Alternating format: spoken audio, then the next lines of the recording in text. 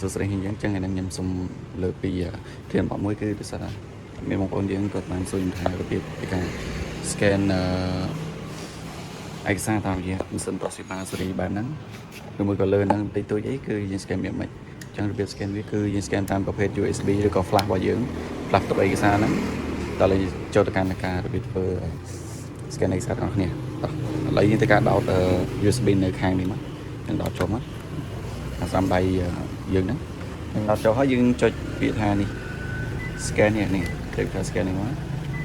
ណែតមកពីលើតម្រងបែបហ្នឹងអ្នកនេះជ្រើសយក USB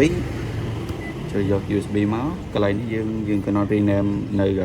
ឈ្មោះ file របស់យើងអញ្ចឹងដើម្បីកុំឲ្យស្មុគស្មាញឬក៏កុំឲ្យពិបាករក file អ្នកគ្នា clear វាចោលយើងដាក់ឈ្មោះផ្សេងវិញដើម្បីងាយស្រួល file ដែលយើងមក scan ហើយ1 2 3អូខេ1 2 3ចុចថា OK ចុចកន្លែងនេះគឺវាជាប្រភេទ file របស់វាតែខ្ញុំ scan យកជា PDF ចឹងបងប្អូនយក file អីយកទៅអូខេនេះខ្ញុំយក PDF file នេះតមកចុចពីថា OK ហើយបន្តមកទៀតយើង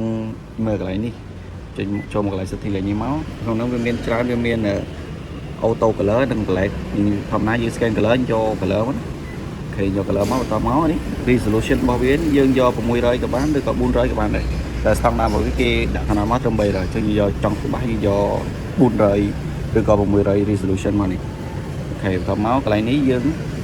មានសងខាងមានមួយខាងអញ្ចឹងណាមានត្រឡប់ទៅត្រឡប់ក្រោយមានតែយកខាងកន្លែងនេះគឺជា size ទំហំនៃកន្លែងដែលយើង scan នេះចង់ដាក់ auto បានឬ A4 បាន A3 ក៏បានដែរអញ្ចឹងយក A4 តាមមកយើងចុចថា OK កន្លែងនេះគឺជាប្រភេទក្រាស់ប្រភេទរូបថតប្រភេទឯកសារធម្មតានិងប្រភេទឯកសារលេខជាមួយរូបថតអញ្ចឹងខ្ញុំឯកសារធម្មតាខ្ញុំយកតិចមកនេះគ្នាតាមមកកន្លែងនេះអូខេប៉ុណ្ណឹងហើយកន្លែងនេះយើងចុចថា OK តទៅមកហ្នឹងហើយតមកយើងចុច scan នេះឬមួយក៏ start នេះក៏បានចុចថា start មកអូខេមួយហើយឡើង scan មួយយើងចុច scan មួយទៀតមកនេះក៏ជាឧទាហរណ៍មកអ្នកគ្នាដាក់ scan គ្នាដាក់กระดาษចូលមកនេះមកអ្នកគ្នាដាក់กระดาษចូលហ្នឹងមកយើងបិទទៅ scan ទៅយើងស្តៀងយើង copy ដែរទេឥឡូវខ្ញុំ scan 2 3ស្លឹកអូខេបន្តមកពេលយើងចង់ទៅថាយើង scan រួចរាល់ហើយយើងចុចទៅថានេះជាប់នេះមកចុច finish ហ្នឹងមកអូខេតមកចូលឡើងនេះតមកចូលពី scan នេះគឺជាអ្វីដែលយើងបាន scan មិញអញ្ចឹងឥឡូវវាបញ្ជូនទៅក្នុង flash របស់យើងហើយអញ្ចឹងមានន័យថាការ scan របស់យើងគឺបានជោគជ័យអញ្ចឹងវីដេអូរបស់ខ្ញុំមានតែប៉ុណ្្នឹងទេជម្រាបលាអ្នកគ្នា